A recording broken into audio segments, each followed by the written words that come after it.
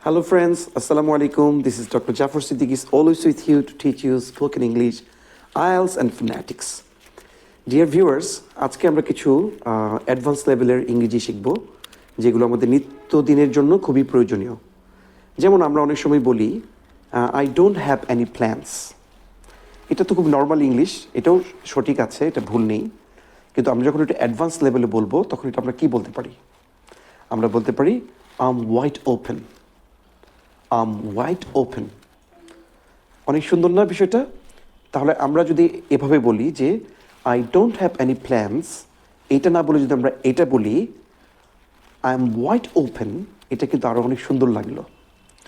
ঠিক আবার আরেকটি আমরা শিখতে পারি, যেমন আমরা খুবই কমন একটা বিষয়, সেটা হলো যে আমরা অনেক সময় বলি আম বিজি। আম বিজিটাকে অ্যাডভান্স লেভেলে বলা হয় আম